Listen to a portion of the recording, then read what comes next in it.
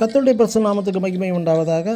இன்று நாம் தியானத்துக்கு எடுத்துக்கொள்ள இருக்கிறதான வேதவசனம் எபேசியர் எழுதின நிருபம் 5ஆம் அதிகாரம் 9ஆம் வசனம். ஆவியின் கனி சகல நற்குணத்திலும் நீதியிலும் உண்மையிலும் விளங்கும். ஆமேன்.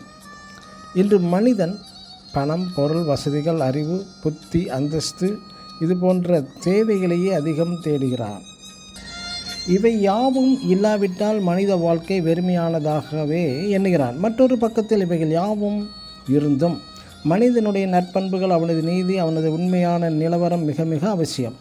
அவன் ஆஸ்திகளும் அறிவும் இருந்தும் அன்பு, தாழ்மை, தூயமனம், பொறுமை, உண்மை, அமைதி, பிறர் நலன் நாடுதல், உதவிகள் செய்தல், சேரிட்டி ஒர்க், இவைகள் ஒன்று சற்று குறைபாடுகளுடன் காணப்பட்டால் மனித பார்வையிலும் தேவ பார்வையிலும் அவன் வெறுமையானவனாகவே காணப்படுகின்றான்.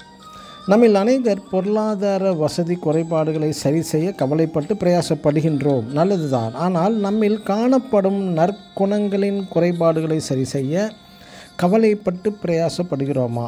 என்னிடத்தில் பணம் இல்லையே, நல்ல வீடு, கார் வசதி இல்லையே என்று ஏங்குகிற நாம், என்னிடம் அன்பு போதுமானதாகவே இல்லையே, தாழ்மை இல்லையே, என்னிடம் உண்மை இல்லையே, சாந்தமாக பேச தெரியவில்லையே, சகிப்புத்தன்மை குறைவாக உள்ளதே என்று எண்ணி வருத்தப்பட்டதுண்டா? நம்மை படைத்த தேவன் நம்மிடம் எதிர்பார்ப்பது என்ன? பணம், பொருள், அறிவு, புத்தியை தேடி பழையப்போன மனிதனிடம் தேவ மகிமையை தேடுங்கள். தேவனுடைய ராஜ்யம், அவருடைய நீதியை தேடுங்கள். தேவ சித்தம் செய்து வாழ்வதை தேடுங்கள் என்று இயேசு கிறிஸ்து போதிக்கின்றார். இவைகளை நாம் முதலில் தேடினால் மற்ற உலக ஆசீர்வாதங்களால் நம்மை தேவன் நிரப்புவாராம்.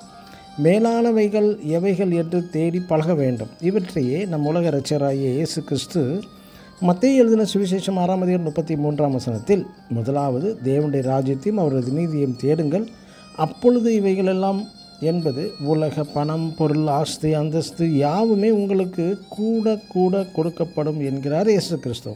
எனக்கு அன்பான சகோதரன சகோதரியே, நாமும் நமது நற்பண்புகள், நீதி, உண்மைகள் போன்ற நற்குணங்களில் வளர்வோமாக. ஆமேன். God bless you.